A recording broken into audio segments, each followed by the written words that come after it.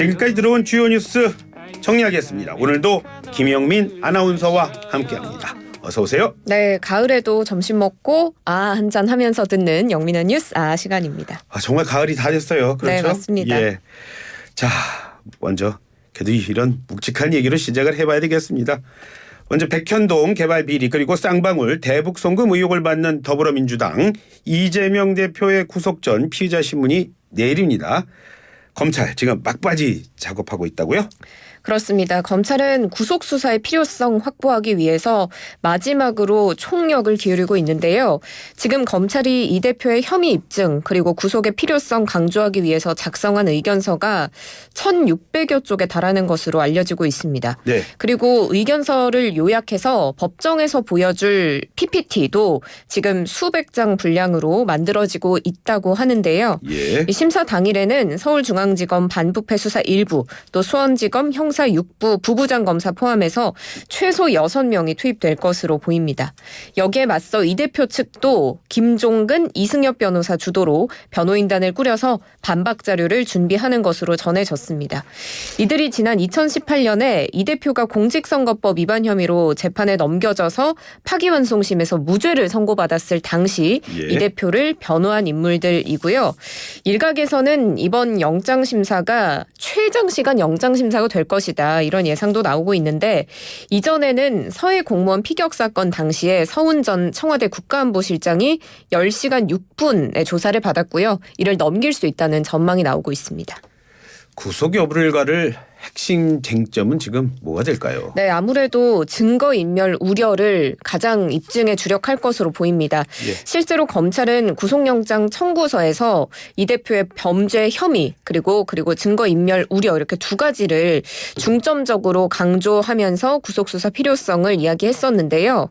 이번에 검찰은 영장심사에서 이 대표의 위증교사 혐의 부각시키면서 앞으로도 이 대표 측에서 지능적으로 증거인멸 행위를 할 가능성이 높다 이런 주장을 펼칠 것으로 보입니다. 법조계에서는 검찰이 이 대표의 증거인멸 우려를 제대로 입증하느냐 여기에 따라서 구속영장 발부 가능성이 높아질 것이다 이런 관측이 나오더라고요. 자, 지금 변수가 있습니다. 바로 이재명 대표가 오랜 단식으로 건강이 아직 완전히 회복되지 않았다는 건데요. 출석할 수 있을까요? 네, 일단 이 대표가 출석의 의지는 강한 것으로 보이지만 아무래도 건강이 큰 변수가 될 걸로 보입니다. 그렇겠죠? 더불어민주당 권칠승 수석 대변인이 오늘 오전에 국회에서 최고위원회의 마친 후에 기자들과 만나서 이 영장실질심사 출석과 관련해서는 오늘 오후에 의료진들의 의견을 최종적으로 듣고 이 출석 여부를 확정할 예정이다라고 밝혔습니다. 그래서 기자들이 그럼 건강 상태가 좋지 않으면 출석하지 않을 수도 있느냐 이렇게 묻자 이 대표는 출석하겠다는 의지 처음부터 가지고 있었다라고 말하면서 다만 의료진의 판단을 듣고 최종 결정하겠다 이렇게 말했습니다. 예. 자, 이제 추석이 얼마 남지를 않았습니다. 윤석열 대통령이 오늘 그래서 그런가요? 아주 민생을 강조했어요. 그렇죠? 네, 그렇습니다. 지금 추석 연휴를 앞두고 윤석열 대통령은 민생 행보에 전념하고 있는 모습인데요. 앞서 윤 대통령이 지난 23일에 미국 뉴욕에서 유엔 총회 일정 마치고 돌아오자마자 충남 공주에서 열린 지역 행사를 방문했습니다. 그리고 24일 어제도 김건희 여사와 함께 용산 대통령실 앞에 있는 공원에서 열린 장터 찾아서 추석 성수품 골고루 구매하고 음식을 시식해보고 시음해보기도 하는 등 상인들과 소통하고 격려하는 시간을 가졌습니다. 아무래도 내수진작에 힘쓰는 모습이고요.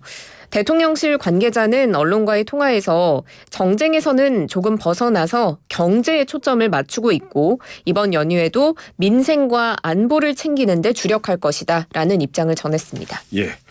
오늘 국무회의에서 있었던 윤석열 대통령의 나머지 얘기도 한번 정리해 볼까요? 네, 오늘 오전 국무회의 모두 발언에서는 이번 긴 추석 연휴에 대한 메시지가 있었는데요.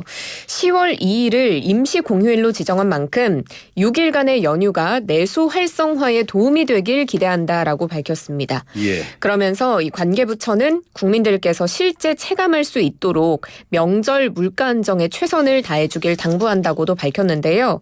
지금 이상기후 때문에 과일과 같은 추석 성수품 물가가 정말 급등했기 때문에 이를 고려한 발언으로 보이고요.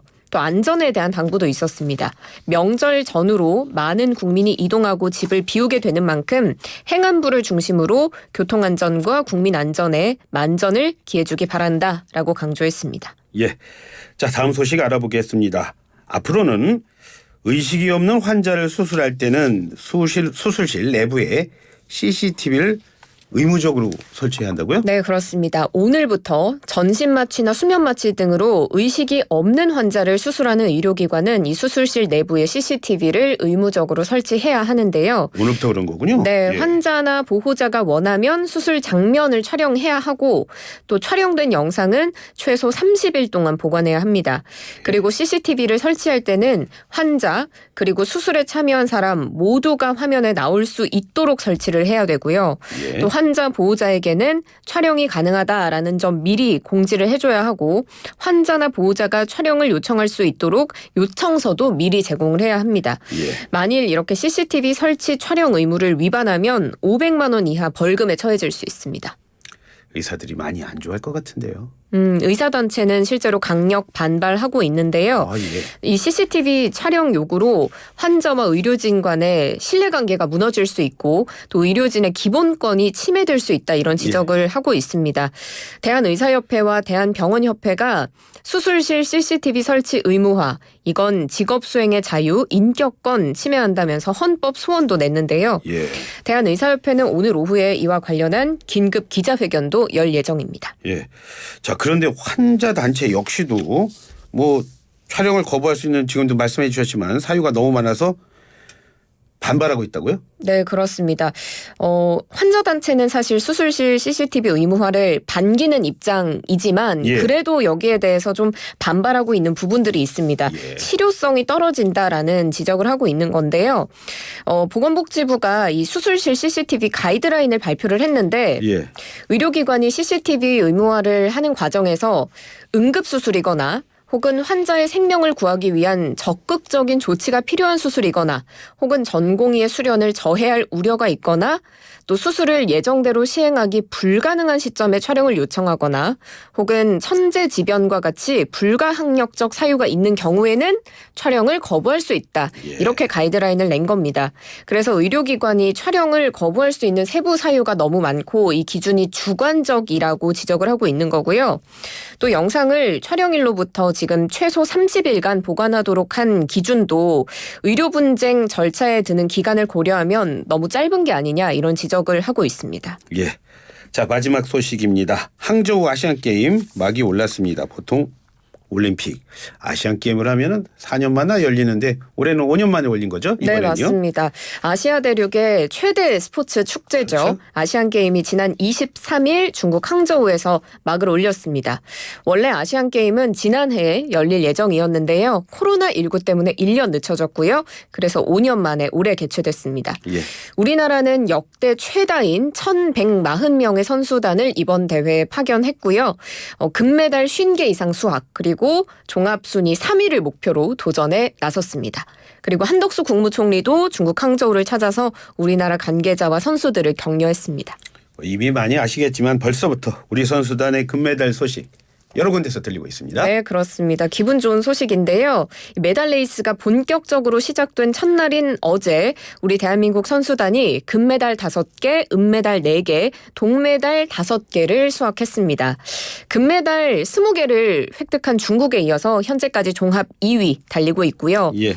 금메달은 태권도 근대 5종 펜싱에서 나왔고 은메달은 근대 5종 유도 펜싱에서 나왔습니다. 또 동메달은 근대 5종 유도 수영에서 나왔습니다.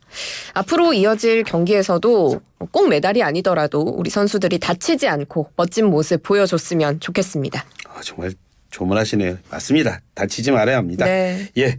자, 이런 가운데 우리 축구 대표진 역시 바레인과의 경기에서 시원한 승리 보여줬습니다. 네, 어젯밤에도 기분 좋게 주무신 분들 많으셨을 것 같은데요. 예. 황선홍 감독이 이끄는 아시안게임 우리 축구대표팀 조별리그 3차전이었던 바레인과의 경기에서 3대 0으로 승리하면서 3전 전승했습니다. 앞선 쿠웨이트, 태국과의 경기에서 9대 0, 4대 0으로 우리 팀이 이겼기 때문에 사실 일찌감치 16강 진출은 확정이었는데요. 바레인과의 경기에서도 이한범, 백승호, 고영준 선수의 멋진 골로 경기를 마무리 지으면서 우리 대표팀은 조별리그 전 경기 무실점 기록하는 기록을 세웠고요. 또 바레인전에서 이강인 선수가 처음으로 선발 출전했는데 전반 36분까지 활약하면서 또 앞으로의 경기를 위한 예열을 마쳤습니다. 예. 오늘 말씀 잘 들었습니다. 고맙습니다. 고맙습니다. 예.